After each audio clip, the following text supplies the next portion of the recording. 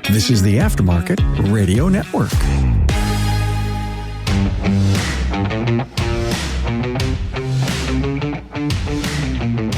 Hello and welcome to another episode of Business by the Numbers. I'm your host, Hunt Emerist, CPA with Parmelis and Associates. So a couple weeks ago, we were talking about a lot of struggles with selling to a key employee or selling to a family member, and a lot of these deals that aren't kind of a general business transaction. There's emotion involved and, blood and a lot of history there, and kind of advice on both sides of it of what I've seen, kind of being stuck in the middle sometimes of, what's been really frustrating and then also what has allowed people to have a smooth transition. And the feedback on that episode was pretty surprising. A lot of people reached out and were in a similar situation because a lot of the classical shop succession is usually family member or key employee, right? And so there's a lot that goes into that. Matt Fanslow from Diagnosing The Aftermarket actually reached out to me and is kind of going through a little bit of a similar situation. So kind of wanted to share what he's going through, what advice he has, if any, for someone going through the same thing. But it was a really cool conversation, and I hope that you enjoy it. Before we get into that, I want to have a quick word from our partners who make Business by the Numbers possible. Let's face it, your shop management system is the most critical tool in your shop. NAPA TRACS will move your shop into the SMS fast lane with on-site training, 6 days a week support, and local representation. Visit them online at napatracs.com. That's NAPATRACS.com. It's time to hire a superstar for your business. What a grind you have in front of you. Great news, you don't have to go it alone. Introducing Promotive, a full-service staffing solution for your shop. Let them do the heavy lifting. Enlist your hiring partner at gopromotive.com. All right, here with Matt Fanslow. Matt was kind enough to come on today. He was actually listening to one of my episodes, or maybe he just saw the episode title and texted me and said, "Hey, Hunt, I think I would like to come on and talk about this." And the episode was talking about succession planning and giving a business to a family member, a key employee. And you would think that deal is a simpler deal because it's a known party, it's amicable. But sometimes these can get the trickiest, whether it's mom and dad, that employee that's worked with you 25 years on it. A lot of times those can get a little bit trickier because it's not just business. There's relationships involved here. So Matt, of full introduction, Matt Fanslow of Diagnosing the Aftermarket. Great podcast if you haven't checked out already. So he's here to talk a little bit about it today. And Matt, what a roundabout introduction I gave you there, but that's what you're getting, I guess. I'll take it. I'll take anything. I'm desperate. I always got to be careful. Me and Matt start talking. I'm like, oh crap, I got to record because we'll start talking here for 45 minutes. Be like, wait, that was perfect. I wish I would have got that. But yeah, I mean, you and your boss have been on here before kind of talking about some stuff and just wanted to kind of see where things stand with you because obviously, some aspects of that episode resonated with, kind of what you're going through. I think I'd kind of told him a few years ago that I think I wanted to be a shop owner before I turned 45. I felt like I kind of wanted to, but I don't want to imply that I'm just ultra passionate either. If I don't, I'll feel like some sort of a failure. But I do find times where I feel like Riverside Automotive has become really a reflection of what I imagined a repair shop could be versus his. And I guess right out of the gate too, I want to be careful when I word stuff. It might sound ultra critical of my boss. I really don't mean it that way to be just throwing him under the bus. I'm trying to be honest too. You know what I mean? Just straight up with you and the audience is that trying to put aside as much of my bias as I can to try to just shoot as straight as possible about it, the whole thing. And even from his perspective, try to be honest and sympathetic. Well, I think you bring up a good point. And in most of these deals, especially ones that drag on or, build some animosity, a lot of times are amicable deals. Like the two parties like each other, trust each other, and you probably even related. And I think you hit the nail on the head right there. Just one issue of it's usually not one party being a jerk and the other one kind of getting screwed over. Now, that might be the actions that come out, but I don't think that's usually the intent of it. I don't think so. I think another important point is I don't know that there's really any way to ignore the fact that I am in no way mistreated, that I feel I get taken care of pretty darn well. I think my income has gone up quite drastically the last really 5 years, maybe a little longer. The profit sharing program that I pitched to him and he accepted and we tried it out has helped immensely, as well as some base rate or our base hourly rate increases, there's really no way to say it better as I kind of have a do whatever I want and get away with it badge. So some people are going to be listening and saying, what are you here complaining about? Yeah. And I think a lot of times when you complain about stuff, it isn't so much that things are so bad. It's that you just see what it could be. How long have you worked there in total? When did you start working there? January 2nd, 2012. 2012. So we're 11 years out of that. Yeah. And I do have a question about how the original conversation came up, because I think, and I've had employees of other businesses approach me on this, but at what point did you guys have like kind of the conversation, not like finalizing stuff, but hey, at some point, Matt, I do want to sell my business to you. Is that 12 years ago or was this? No, technically that words out of his mouth like that, maybe 3 years ago tops. There were some headbutting with pay rates for a while. And I don't think he believed I could get paid more locally. Like he figured if I wanted to move, I could probably find a much better paying job. But to live where I live and work where I work, that chances of me making more than he was paying me was very negligible, just very low probabilities. And I proved him wrong. And so I got a pay bump and a couple other pay bumps after that. He kind of asked me like, where do I see this all going? And I kind of looked at him. I think I'd like to own a shop before I'm 45.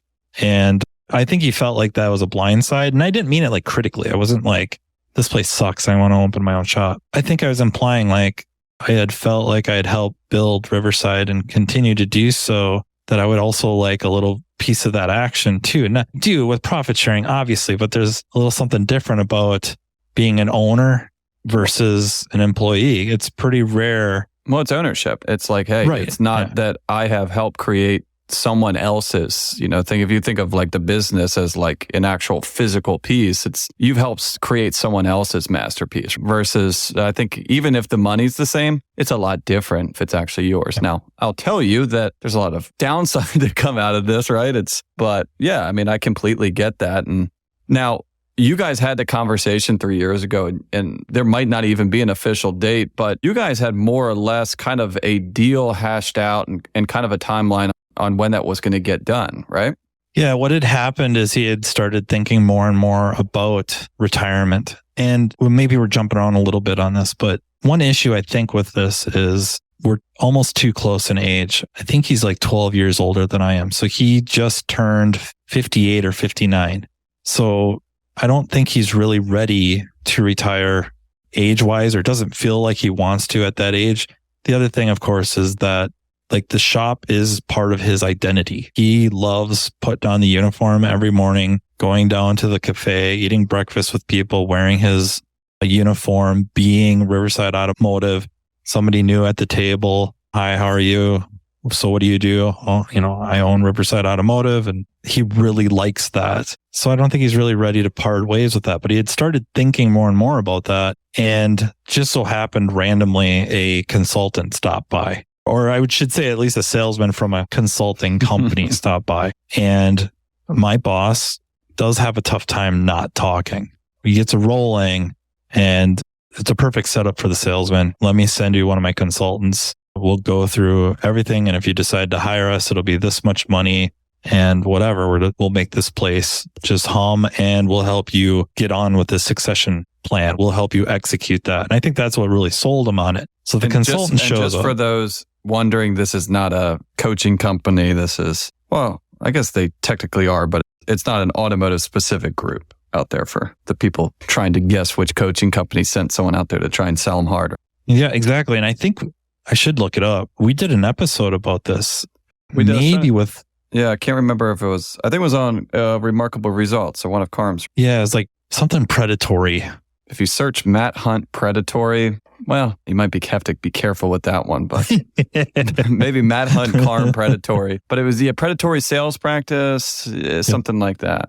Yeah, I mean, you guys aren't alone on that one, right? There's been a couple people that have been kind of caught up by the same thing as well. Yeah, some of these entities are targeting, their automotive shop consultants, if you will, and some of them aren't. This one wasn't. And that my boss found that attractive, that these guys are on the outside looking in. They're not part of the profession, so they might know more about business, which is kind of ridiculous. But in either case, which again, this sounds like super critical of my boss. To me, there was a very comforting light out of that. And the consultant, when he would pull me in for meetings and talking about the succession stuff, was telling me like how important it was to my boss that if I did take over, if I did buy him out, that I was put in the best position possible to succeed, that he was willing to concede a lot. Nothing was really mentioned what or how much, but the consultant just made it sound like he's willing to do what it takes to help make this work and help get you going in the best possible fashion,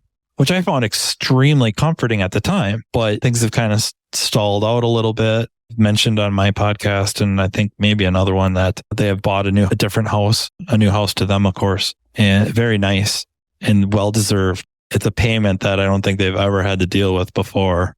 And I think I was worried it would kind of change things. And I think it has a little bit, because now he's has to worry about his income. Like, I still have a house payment to make for 15 years for sure. I mean, do you think that's more of the delay? Do you think it's more of a money thing? Do you think it's, like you said, identity? A lot of people, it's habit. I have clients that sell their shop and their body drives them to the shop on Monday because they've been doing it for 40 years. Or do you think it's, I guess, kind of part of the identity, but doesn't know what else to do at this time? Yeah, I think that's primarily it. Yeah. I really do think the identity thing. I think the shop is so much, was his life outside of family for 30 years. That's all he has done for the last 30 years, is try to make a go of it as Riverside Automotive. And he was at it for almost 20 years before I showed up. And things changed drastically after that because they had to. The way it was going was just unsustainable. What do you mean by that? Well, for one, he was leasing, which I don't know that fundamentally that's bad. It was basically a storage shed for a boat storage company. So to store people's boats over the winter, indoor storage, gigantic building. They did some boat repairs. This was essentially a storage shed. That's what it even looked like. The outside was kind of a little bit rusty galvanized tin and gravel parking lot. And we're literally right next to the railroad. So the train had come by. You guys were literally on the other side of the railroad tracks? Yeah, the wrong side too. I kid you not. But we were sandwiched between the Mississippi River and this railroad track. So the train's blasting through. You can't hear anything while that train's going by. First, it's blaring the horn because blaring the horn because it's approaching an intersection. And then the train is however long. It's going to be a couple of minutes of just a tornado hit. We wouldn't have known. We'd have just thought it was the train going by.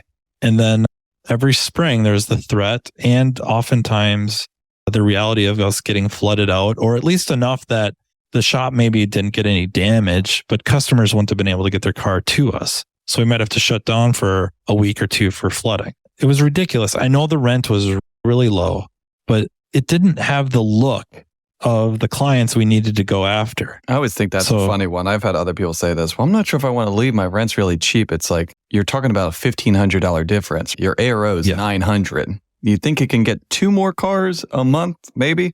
It's crazy. They don't think that way. Or I shouldn't say just a lot of people don't think that way. Well, a lot of people don't have an analytical. So a lot of people have a knee-jerk reaction to, oh, that seems expensive. But if you don't have any really like analysis behind it, it's just, a lot of people have that magic number in their head of, oh, that's a lot. And it's like, are you saying that's a lot, or are you just saying that's, 30% more than what you're paying? Just like we said, once you put it into perspective, it's like, oh, it's not that much. It's like, well, yeah, $5,000 more a month sounds scary on paper. But if you're, right on Main Street, then you're probably going to make your money back and some pretty quickly. Yeah. Yeah. We didn't have an office. The office, quote unquote office, was a corner in the shop. So if somebody was using an air hammer, you couldn't hear on the phone. You couldn't hear the custer. You guys were a real shop. Oh yeah. The train went by. Nobody's hearing or communicating anymore unless we knew sign language. I think this sounds like something from an actual country song. This is where Hank Williams Jr.'s got to start in your shop. Yeah, probably. Let's face it, your shop management system is the single most important tool in your shop, period. You need NAPA TRACS because it integrates with all the major players, including NAPA ProLink, Parts Tech, OE Repair Link, Epicor, Tire Connect, Mitchell 1 Pro Demand, and more. NAPA TRACS has leading-edge tools and technology that your shop needs right now. Unlike the other guys, we'll be there after your installation with the best training and support in the business. Your training includes a learning management system that is tailored to each role in your company. Simply put, TRACS was designed and built for shop owners just like you. It all starts when a local representative meets with you to learn about your business to help optimize your shop's workflow, efficiency, and profitability. For over 30 years, NAPA TRACS has made selecting the right shop management system easy by offering the best, most comprehensive SMS in the industry. After all, it's your shop, so it's your choice. Visit us on the web at napatracs.com. That's NAPATRACS.com. Shop owners, are you struggling to find and retain top-tier talent for your automotive shop? Introducing Promotive. On the web at gopromotive.com. With over 40 years of combined industry and recruiting experience, we're the ultimate staffing solution. We go beyond traditional agencies. Our team provides dedicated recruiters and account managers advising on processes, compensation, and benefits. We focus on placing technicians and service advisors with shops that offer the best culture, training, and long-term growth opportunities. Trust our experience to match the right talent to your shop. We carefully select shops that value employee excellence and provide an environment for success. Our dedicated team leads the entire process, leveraging our industry knowledge and expertise. Partner with Promotive and experience their advantage to help you build a high-performing team that drives your shop's growth. Visit gopromotive.com today and let us help find and keep the best talent in the industry. I think we're just a tick under 3,000 square feet. And the shop we moved into, the building we moved into is, I think, just a tick under 10,000 square feet.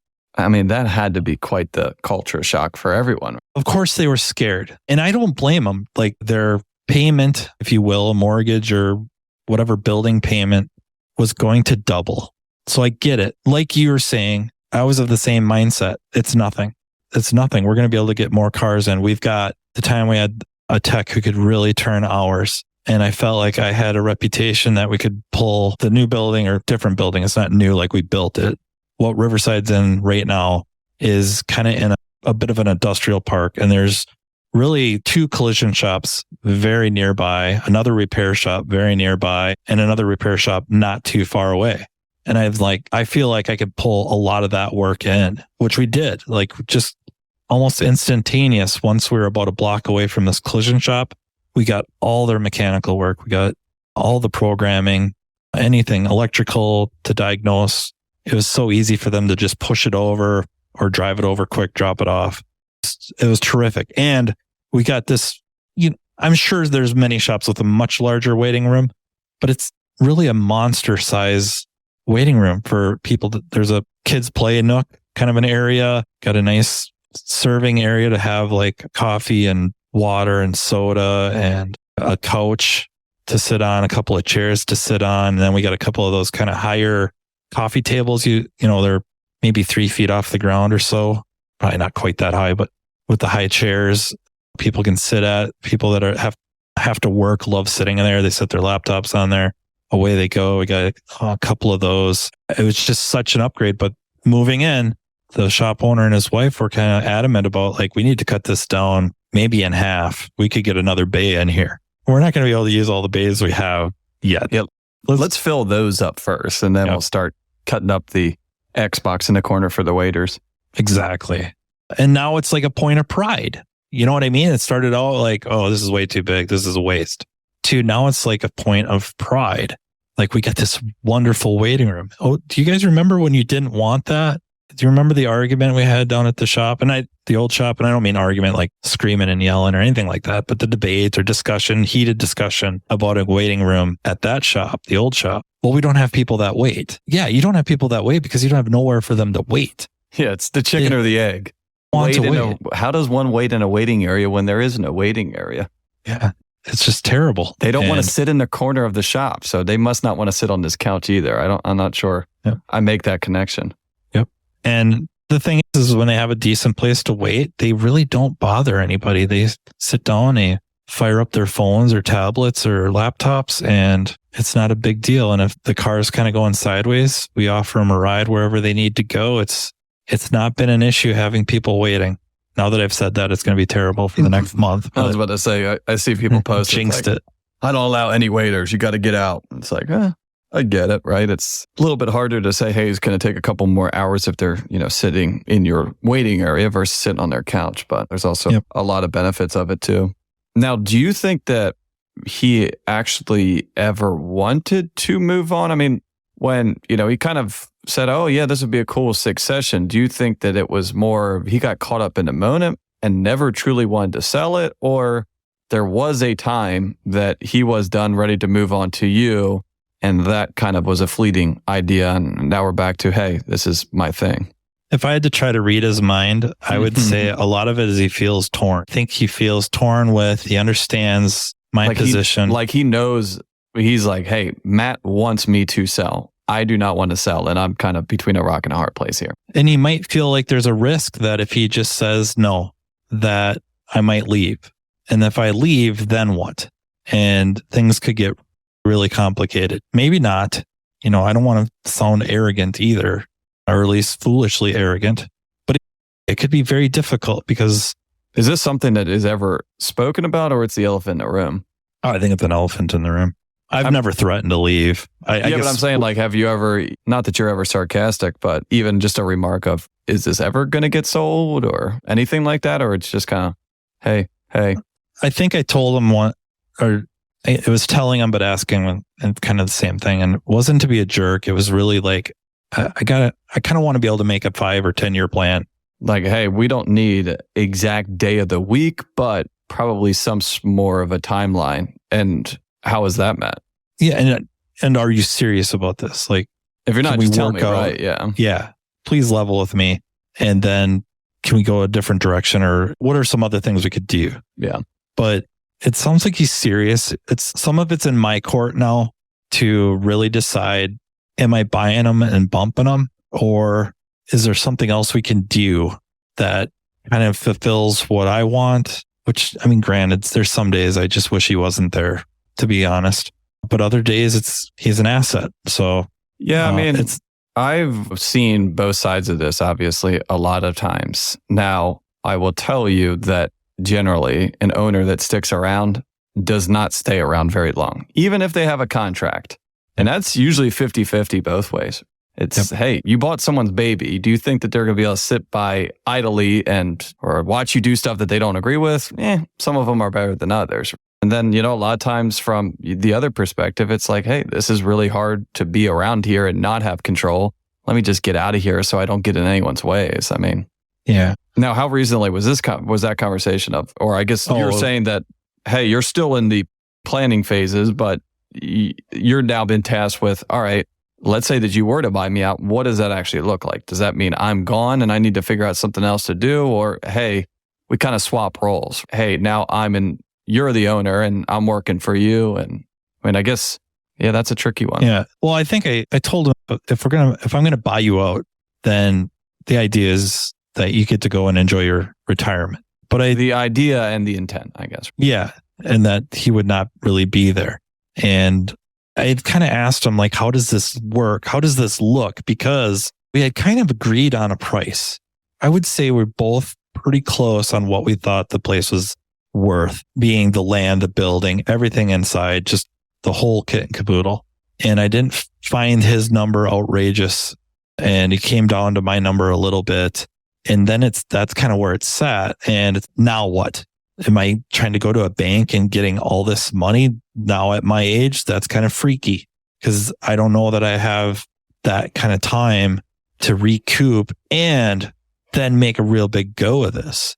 Or how could this be structured? You're acting like you're 72, Matt. Come on now. Give a little more credit for yourself. You got another strong 60 years left out here. That would be nice. I'm not sure 60 would be nice. Like, give me a solid 30. We're good with that. Right. So that would be nice to think about if I could do that. But I don't know how reasonable that is. This would be the classic. The follow-up episode of this one is, guys, he did offer it to me and I've decided that I don't want it anymore. It's just a full cycle of it both of us had a epiphany moment where you didn't want it. But I mean, the part that I think is it's actually not unique. It's super common that a lot of people get hung up on is, well, you just can't agree on price. And it's like, no, not usually, right? Even, and I've seen a lot of deals, especially for family members. Generally, the person selling doesn't say, oh, I want this. And you're like, well, I would like to pay you more, right? It's, hey, you had to pay me this. And usually it's kind of a sandy check back, like, Dad, well, how much money do you think it makes? Plus, hey, I'm doing all of this work for you and while you live in Florida. But a lot of times, even if someone comes in a higher price, a lot of people think, all right, is this far enough off that I'm going to negotiate against someone that I'm related to or care strongly for? Or also a lot of people think, hey, the number is not really negotiable. If I'm paying this, I'm not agreeing that this is the fair price. I'm agreeing that this is what it's going to take to buy this specific shop. Because there's very few people, especially if you've made a decision, hey, I want to own a shop. That would be kind of wild to say, hey, but I'm going to go out and then buy one and then try to turn it into this one because tweaked it to what more or less that you want. But yeah, I mean, I think a lot of the frustration isn't actually on the price side. It's the everything else of like, okay, we're kind of on the same page on price. And if we're not on the same page, we could get there in 10-minute conversation. But what does everything else look like? I think the timeline is probably the biggest frustration and just the lack of any sort of progress. Yeah. But also I would say fear on my part with the actual total number wasn't that important. It was more or less the amount of money per month to pay it and then still be able to grow the business and hopefully improve my quality of life, hopefully improve everybody's quality of life under the roof. If that couldn't be structured in a way to allow me to be successful, it wouldn't matter if it was $100,000 or $5 million. I couldn't sustain it. There's fear of that. Recently, he's talked about bringing in a company or somebody to value the business. And I didn't really think that was required. Like we kind of agreed on what it's worth. Probably one of the few things that's been kind of hammered out already, correct? Yeah, it seems to still be operating under the delusion. And I guess that sounds really condescending, but it is what it is. Under the delusion that if, let's just say for sake of argument, and you've probably talked about this in your podcast before, so I'm sorry if this ends up being like a repeat, but has this idea that if he were to sell this business to me for, let's just say $1 million, and then down the road, the IRS or somebody, I'm guessing the IRS, looks and says, well, that business was worth $3 million. You sold it to him for $1 million. You owe us $2 million, whatever the taxes would have been on that $2 million. You're on the hook for that. I think we did explain to him that's not how this works. You absolutely explained it to him. But what do I know? Right. So I also have this idea that the valuation company goes through, and if it's valued lower than the number we talked about, he'll want to still stick to this number. If it's lower, these guys are idiots. If it's higher, they're, oh my God, we've missed something very important. Yeah. I wish I could sell it to you for the number we talked about, but I can't. I just can't. And so part of me is also like, great job, Matt. You've spent the last 11, 12 years building this up to be something you can't even afford to buy. So good job. That's a really good point there. And that's why I, have talked about this before. What a lot of people do now, we're a couple of years out from this, is when you were talking 3 years ago, that's where a lot of people say, hey, if you're going to want to own this at some point, and you're a bright enough person, you might figure out exactly what Matt is figuring out now. Hey, if I drive this business, if I grow it, if I make it more profitable, in the short term, I'm making my boss more money. In the long term, I'm making what I'm buying even more valuable, more expensive. But a lot of people say, hey, the value is what it is today. You grow it in the meantime, make me more money, but you're not going to get penalized on the back end. And also, that's a huge thing. I mean, was any of that talk officially put in there of, hey, this is $1 million business to Hunt? I don't know Hunt. Yep. That's guy off the street. I don't think that Hunt would have the same price given the impact that you have had in that business versus what I've had, right? Or lack thereof. Right. Was that ever talked about or implied? I think it's been implied, not so much with your name, but just because we had already had this number. Mm-hmm.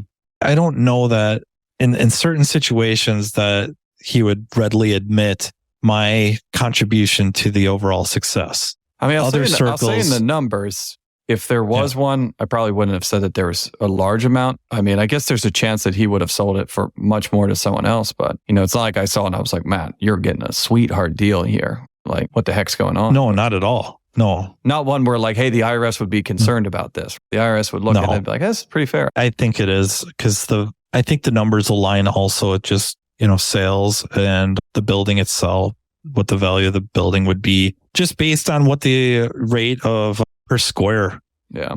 Per square foot, kind of, it's close. Maybe it's a little weighted more in his benefit. And I'm okay with that too. Like he has the risk right now. In the business, negative sweat equity, Matt. Congratulations. We don't see it. It's a rare one, but we don't see it much.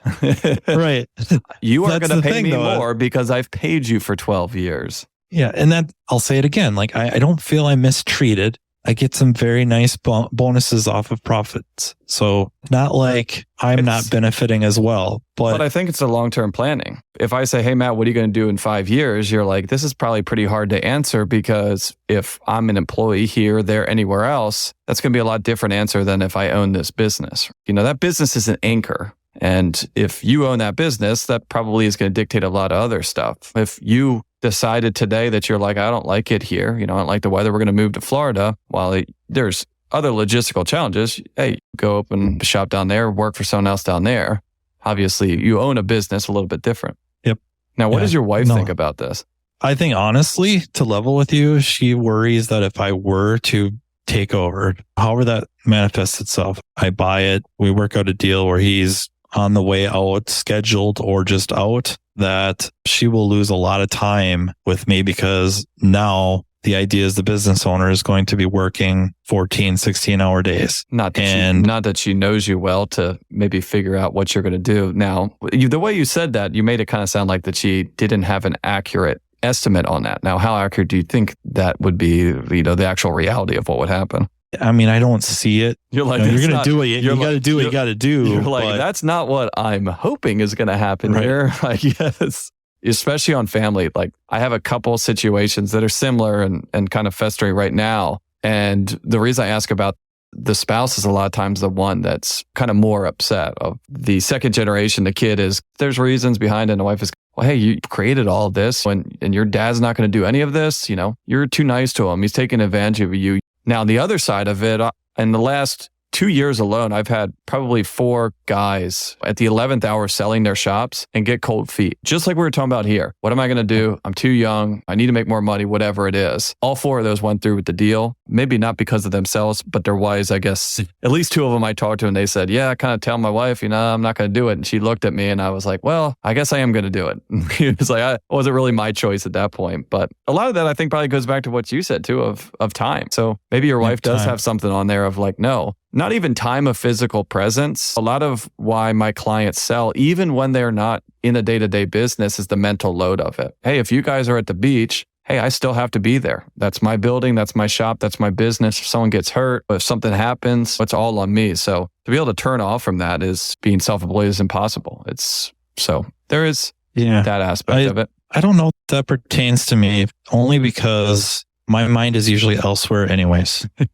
I'm usually daydreaming about something else. I can only daydream about one thing at a time. I am thinking about something and I'm probably the least present person she's ever met. Now, but what if you're daydreaming and you get the text message from one of your guys, Mrs. Smith's Taurus is on fire in the shop? It's going to be hard to daydream through that one, Matt. No, that's true. But just like if I'm supposed to be at the beach, Hunt one, if I'm supposed to be at the beach and present with her and if kids are there or whatever, that probably wasn't going to happen anyways because I'd be thinking about something else entirely, whether it's car related or... Matt, your phone's rang 8 times. Yeah. Can you please answer it? And then your wife goes, I told you. See, I called this was going to happen years ago. Well, most people that know me listening are sitting there going like, she wants to spend more time with you? What's wrong with it? Like, I found a very codependent significant other. That's what I did. It's really relevant. You share this a lot, and this is a commitment, sometimes unwilling for the spouse as well too. And it's a really kind of something a lot of people aren't mindful of, and I think has ruffled some feathers before because your wife's not alone in thinking that of like, hey, you know what? Yeah, the money's going to be good, but what are kind of the negative effects on this going to be? Now, obviously, at the end of the day, no matter what, I think she would want you to say, hey, if that's what you really want to do, Matt, she's not going to stop that. But yeah. And would there be more money? That kind of weighs on me a little bit too. Will I be able to maintain my quality of life, my income? Will it go up? Will it go up significantly? Potentially go up significantly? Or because now I've taken on this risk and financial load to buy this place, is it going to be fairly static for a while? Just won't be lucky to maintain. And then when this deal goes through, before you go talk to a bank, let's delete this episode so they don't hear this kind of stuff about it. Yeah. Be like, you sound confident here, Matt. Mrs. Smith's car's gonna catch on fire. You're gonna make less money than you did the year before. Well, I know shop owners that bought shops that they used to work in, and the shop owner that they bought it from was making a really good living because they owned everything. They didn't have any building payments. They had to pay the taxes. And so then when they buy this place for whatever amount, all of a sudden they're making this payment and there isn't as much money as they thought there would be. Now, granted, in a couple of those cases, they were their own worst enemies. They could have got more money. They could start billing properly and all that. But right now, I think Riverside, we can always do stuff better. So it's no delusions of grandeur here.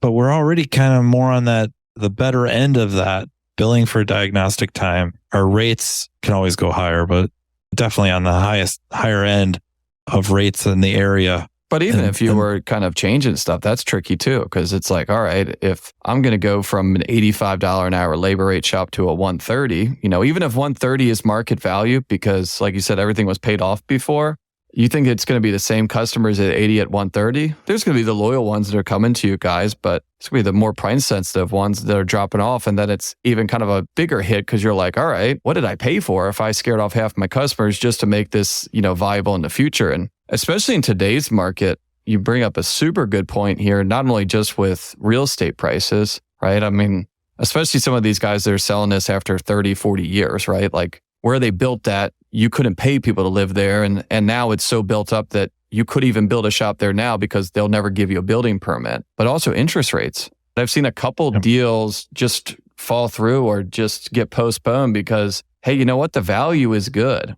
Like it's very fair. It might even be on the lower side of it. The interest rates and what else we got going on here, this doesn't really make sense anymore at 9.5%. It did at 6%, 9.5%. It's again, like you were talking about. All right, am I going to step in here, assume all this risk and all this stress, and then take a 30% haircut? What am I missing here? This sounds like I'm getting tricked. Yeah, and it's like I'm not trying to be fearful. I'm not trying to be scaredy, a scaredy cat or anything. I'm trying to be logical and reasonable. And I'm not saying I'm actually being logical or reasonable. I could be wildly off and should have more confidence in pushing harder to get this done. Well, I think that some of that is probably protectionary too, Matt, of like, well, maybe I'm not mad that this isn't getting done. Because if he said, hey, you know what, that price we talked about before, we're good. Banks approved this. You close next Friday. I don't think that you would have any apprehension, would you? Probably not. You're like, all right. You're like, if you push me in that direction. I mean, to kind of bring this all back, is there something if you would have gone back? Because I think that the tricky part of this is it's gone on so long, it's kind of hard to be like, all right, enough is enough. Because it's like, well, what? After 40 months, that was when you kind of are putting your foot down? I guess the two things is if you could go back to, I guess even 12 years ago or 3 years ago when you first started talking about making this transition, what would you have done differently, if anything? And then, what does it look like here in the near long-term future? I mean, where do you think this is going to go? And how do you think you can do that? Wow. You just heard my fat lab just snored there right before you said it. So that was not me snoring. If anyone heard, that's an overweight yellow lab. It went all the way back. I know people say avoid partnerships altogether, but I would think I would have tried to push really when the shop showed signs of growing, like big time growing, which it did. So when I first started for them, which I know a lot of this stuff just sounds like I'm totally putting myself over, and I hate how that sounds. And I mean, like I said, I'm just trying to. It's a shrewd business move to buy in when the business is going to be successful. I think I'm going to add that to as a special bonus chapter of my book. Quick tip for partnerships: do not join them when they're not making money. Join in when they are, but at a lower cost. There you go. More tips tomorrow. But what do you think? Like by having, hey, it's easier to buy the remaining 50% than go from 0 to 100 is probably what you're talking about there. Yeah. Or got stuff laid more groundwork with some way of, either buying shares or, again, like I'm maybe making stuff up that doesn't truly exist or just doesn't work that way. But I don't know that there's necessarily technically gifts in business. But we're kind of talking about sweat equity there for a while, that there's really, short of your income, your salary and bonuses and all that, there's really no long-term reward for sweat equity. I would disagree. I have a lot of deals that, well, some people do the Bed Bath & Beyond model. Almost all the deals I recommend people do sweat equity. And what I mean by Bed Bath & Beyond is, hey, if the business is worth $1 million and you want to sell it for $1 million, but you want to give sweat equity, hey, Matt, the business is worth 1.2 and I'm giving you 200 off the top, right? You can always back into what it is. But like I said, a lot of people will give the sweat equity in the shorter term of, hey, Matt, it's now July of 2023. The value is fair market value. I'm not going to give this away. The sweat equity is over the next 3 years, you are building your own sweat equity because this is still going to be $900,000 today. It's going to be $900,000 36 months later. But, some other people don't do that. And, I'm not sure it's necessarily expected to a certain degree either, right? I think there could be an argument of saying, hey, I would have done what I did if I knew I was going to buy this or if I didn't. I'm here to do a good job. I take pride in my work and my job was to sell and make you money. Like, I'm not going to think that you've been working there for the last 12 years underpaid or not paid at all where there's something owed to you. I think a lot of times, especially for longtime key employees, they want to show something. Now, is it on paper versus in actuality? Yeah, I'm not going to lie and say that doesn't happen a good bit. Yeah, I think it's just, I guess sometimes I wonder as people become more and more educated on this, and maybe it's, again, I could be way off with this thought process, but when you're asking people in certain positions to help, and maybe not even asking them, maybe they just do it and you're seeing the benefits that this place is growing, incomes are going up, and it could be for a multitude of reasons, right? It doesn't have to always be just so technical or even always directly related to matrices and rates and all that. The last couple of years have been strong for most everyone. I think so. It would be, in some cases, very difficult to attribute to just a person. It could be the situation, the environment. New car, used car, local market, you name it. Yep. But I think there's a lot. When you say these a lot and all that, it's so relative. What does that even mean? But there's situations where any business, it's not just auto repair, that the business isn't doing as good as it could be. Maybe it's struggling, maybe it's not, but it's certainly not excelling. And then you hire an employee, maybe in a managerial position, maybe, in our world, like a technician who's got some bravado or at least willing to share ideas, because I need the shop to succeed so that I can succeed. I want to make more money, but I know that for me to make more money, the shop's got to make more money. So it doesn't make sense to me to be ultra selfish in this. I have to be unselfish, hopefully for selfish means. Hopefully trickle down economics works in a very small, situation here where if I can help you grow this business and increase your profits, I'm going to get some pay bumps. I'm going to get some benefits that help me with my expendable income. But then the catch-22 of that has to be also, hey, as I do this, I'm getting 7 cents on the dollar of gross profit for my commission.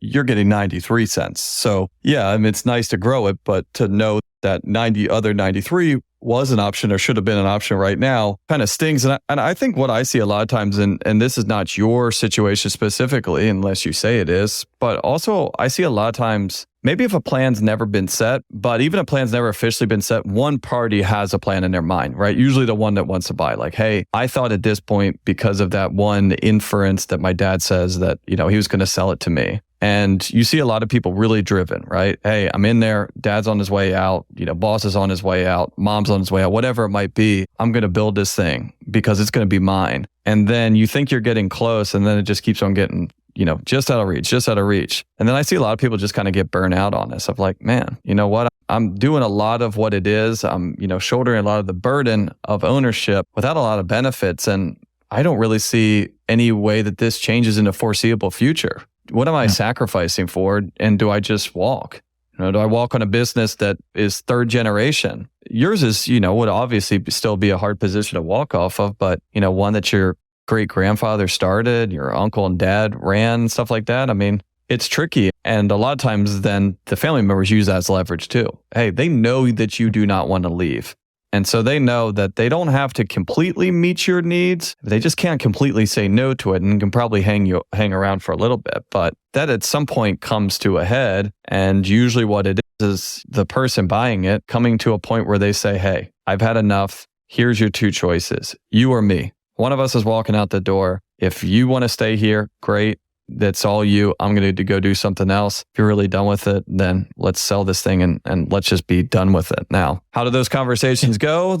I would say in the recent memory of my record of personal experience, batting about 500 there. So it could go either way. But that's what's hard. It's like you have to be willing to do that. If you're going to say, hey, it's my way or the highway, I want it, you have to be willing to walk. And sometimes you do have to walk. And that's really the scary part of like, all right, hey, am I really gung-ho enough to push for this that I'm willing to quit? Or, yeah, I would really like to own this, but I also, I'm not having a terrible time working here either. And that's where you got to figure out where you are in the spectrum. Now, do you think that spectrum changes from week to week for you? I'm sure it does, right? Oh, it does, because I start thinking about stuff. And when I'm supposed to be on the beach, present there, I'm thinking about this, that while I feel well cared for, like I feel well taken care of, that with all this effort and, just there's no beating around the bush, right? Like a terrific network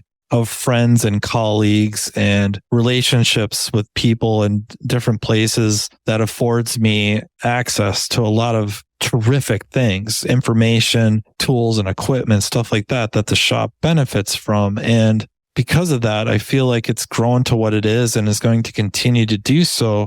And my fear is, and I don't like it, or just like thinking about this, that other than my paycheck, there's nothing left for me. Like if he up and decides to sell it tomorrow, I get nothing. Well, and honestly, you'd be the first one gone, right? Yeah. And the money's committed to you. It's how horrible would that be? Just to think about that, how horrible. And I don't want to imply he would do that and that he has any malcontent. But and I've saw this last fall. It's a private equity guy comes in there, and let's say you guys had a deal agreed upon for $1 million and everything was still good. They were actually going forward with the deal. But what if a private equity guy comes and offers you $3.3 million? Hey, I like you, Matt. I appreciate the sweat equity, but this is a lot of money. Now, in that situation, my client ended up actually taking a decent portion of that, not millions of dollars, but enough, and gave it to this guy and said, hey, I have a non-compete. I cannot start a shop. You can. Here's your money. Go start your shop. This is a win. I thought that was super, super cool. Yeah, that's amazing. And for all I know, my boss would do exactly that. I don't know. What I do know, but you also are like, hey, if I want to buy a shop, I would this one. Because if you were to start a new one, you'd probably try to replicate a lot of the things that you guys like there. And if you've been doing this, and it sounds like the cool part of it is we wouldn't even be having this conversation if he wasn't a good boss, because you wouldn't have stuck around this long. That's the tricky part here. But also he's allowed you the creativity and the autonomy to be able to change this. Maybe not to exactly what you want, but a lot of it is. It's kind of your way. And we see it a lot with key employees. Maybe it's completely your way other than their name on the dotted line of ownership. But sometimes it almost makes it worse. Like, hey, it would almost be easier if I was just working in his business and it was his way. And then when I get in and I can change it, I might be more frustrated to be like, this is like my business I would create, other than it's not mine. And someone could sell it whenever they want. Yep. It just kind of weighs heavily on me sometimes. Well, are you going to give us a guarantee of when you're going to have a follow-up episode to come on here and say, a guarantee? I am going to be now a business owner, so I have to change the name of my podcast to something else? Or you say, hey, I'm looking for a job, and we can go down some wish lists of what you like and what your favorite type of climate is, and see if we can get a bidding war going here. I mean, I think Antarctica is a very untapped market right now. I feel like it is. Thinking about that. They don't even have Yelp down there. We could, do the worst work and no one would even be able to review it for a while. That's the way. It's a trapped market, I think. Yeah, you don't like it? Well, too bad. We're the only person on this continent that can fix it. You're right. Literally, this continent. Imagine the stuff that they see down there. It's like, wait, what? It's like, yeah, we don't even have that problem. Like, I didn't even know that could freeze. Everything's a cold start problem. Yeah, exactly. It runs bad when it's cold, but unfortunately, it's always cold. You know, the good part is you never have to buy thermostats. There's no thermostats or radiators sold in Antarctica. It's all just hard piped. Just really, we remove the cooling systems. They really don't need it. Who knows? Now I'm curious. Now I got to go look that up. I mean, when I have a GMC Sierra and it's got the diesel, and when I got it, it came with one of those. I thought it was a like leather bra like that people put on their car in the 90s. And the guy was like, no, that's for covering your radiator when it's too cold out. I was like, huh? I was like, we're in Maryland, dude. I'm not sure I got to be doing all that stuff. Yeah, you're like, I know what that is. Well, I knew what it is, but it's not really common on a passenger car. Medium heavy duty stuff, yeah, they'll put that on to restrict airflow through the radiator to allow it to maintain operating temperature. But on a passenger vehicle, even your Sierra, it's really rare that's a problem. I mean, you would know it driving down the road or sitting at a stoplight. I mean, if it's more that so cold, driving down the road. If it's cold enough that I have to put a leather blanket on my Duramax, then I'm probably just going to go home. There's no reason for me to be out. You'd notice the heat out of the vents would be like, this thing just doesn't throw any heat. Something is going horribly wrong here. And that is how Hunt froze to death. So guys, if you hear about me at one point freezing to death on the side of the road, I in fact did not have the telltale signs that I need to put my cold bra on the front of it.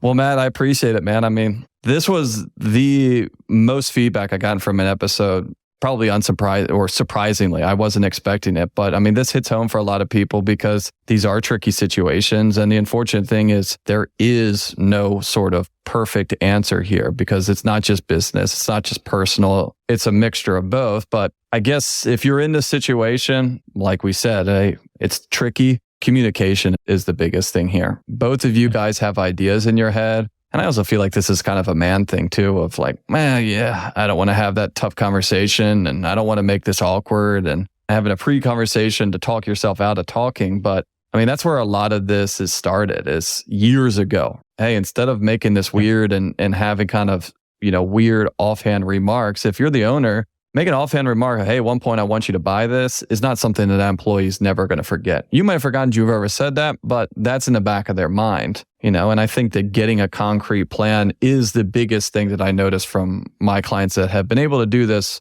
pretty amicably and the ones that have went down a trail of flames. But yeah. And I got to believe I'm not the only one in a similar situation where you're an employee, you're not family. So family, potentially, it seems more likely that they would be more apt to try to help make this work. We could do a whole another episode of knucklehead sons coming in at 37 and running the place. Yeah. Actually, that's usually like the villain origin story of most people that had started their own shop. Well, I worked for someone else. What happened? I was supposed to buy it and Johnny came back into town. And as soon as he came in, I walked out the other one. But a lot of those cases, it's like, well, I did recreate that shop because when I walked out the door, everyone else followed along with me, including the customers. Very cool. Yeah. So I felt that was just more important than anything to talk about, just to offer that perspective that there's got to be a lot of people in the same situation going that kind of want to buy it or thinking about buying it, don't know what it takes, but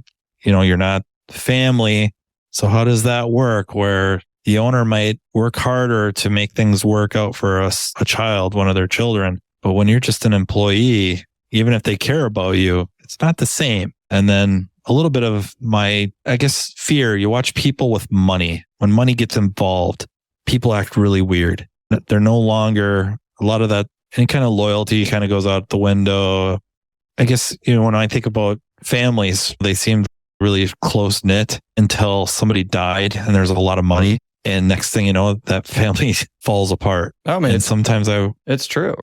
I'll never change on money. It's like, I forget. Someone said this one time. It was really cool. And he said, drop a dime on the ground when you're walking down the sidewalk and see what people do. No one's going to notice. No one's going to do anything, even if they see it. Drop $100 bill on there and watch people start punching each other in the face. And it's like, man, you know what? You could go do that experiment right now, no matter where you are. And that prediction will come true. Unless you're somewhere, maybe in Canada, you're probably all right. You actually, up there, you guys might be all right up there too. You guys are nice. Oh, sorry, sir, did you drop that? Here you go. In Baltimore, you'd get...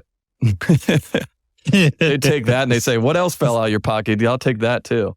The perspective that you give is awesome because I don't know who listens to this, honestly, but I think it's mostly shop owners. And I think that could be a wake-up call for some people here listening to this of being like, man, I am Matt's boss right now. Like, no, I don't want to hurt this person. Hey, I do want to sell it to them. And if this is enough to be able to go and talk and, just like we were saying before, hey, if you're not ready to sell it, fine. These people probably still want to work here, but it might be that they have kind of a different idea of they can't read your mind. Or if you are ready to sell, set up something and stick to it. And the stick to it thing is the biggest thing. There's nothing worse than being 6 years into a 3-year deal, because then you have no deal. Hey, that deal was supposed to happen 3 years ago. That thing's already expired and done with. So we're back to square one, but almost even -1 because we were almost at the finish line and we crossed it and just kept on going. Yeah. And when you own something and you're building it, you're building your legacy. You're building something that you own, that you can sell. If you have somebody working for you, that whether they're doing it freely or you're asking of it as part of their position, if they start building this thing or helping, not all by themselves, but helping build this thing, and you could assign them a fairly large contribution, whatever percentage that may be, but we'll just say, to stay vague, large. What are they building for? And how does that affect them? At some point, you start seeing some of the passion go away. You have to start wondering, they're asking themselves, why are they building this for somebody else that they'll have no attachment to? And I understand, like, if you're hired to do a certain job, like, that's kind of the name of the game, but it is rough long term to think about that when you're out. Well, it's owning versus renting. Like, hey, obviously, this is an income-producing asset. So everyone benefits from the income, payroll, paying the vendors, paying the rent and stuff like that, including the owner of their profits. Only the owner gets the actual asset. And so just like buying a house of, hey, not only, if hopefully I'm going to rent this, also the underlying asset itself should be appreciating. And if you are renting out something that you're renting, subleasing it, you can still make cash on a monthly basis, but you're not building wealth. There's not another level to that. Yeah, and it almost feels like renting while also doing some repairs and improvements to the property. You're like, wait, am I the property manager, the lessee, and the lessor? I'm not sure I like this. I've been renting this house from you, but I redid the roof and the windows, and I redid the kitchen. And now you want me to buy it? I have to evict you. Yeah. Now I want you to buy it. Oh, you don't want to get out. Yeah. That's what one of my clients has rented from this derelict building from this landlord, but it's a perfect spot for what he does on it. I shouldn't say derelict. I mean, it could use some love, but it working just fine. And he's rented from him for 30 years and, he just jacked up his rent. So he came back and said, like, how much do you want for it? And threw out an outrageous number. He's like, try that again. Say, how much do you want for it? But keep in mind, I've already paid for this building 2 times over. And the guy didn't get the joke. He was like, what do you mean? You were renting it. It's like, okay, yeah, sure. Yeah. Awesome, Matt. Well, I appreciate it. Yeah. Awesome conversation as always. And I think a really cool insight here that maybe will open up some people's eyes to the other side of it. So there's going to be a follow-up. It's either going to be a good one or a bad one. And we're not going to give the listeners any sort of clue when it is. You have to be dedicated and we'll throw it in here somewhere. Cool. So I just want to thank you again for listening. Hope you enjoyed that talk as much as I did. Thanks for listening on the Aftermarket Radio Network. You can find all shows on aftermarketradionetwork.com and on your favorite podcast listening app. So thanks again for joining me on Business by the Numbers. Stay safe out there, and I will talk to you all next week.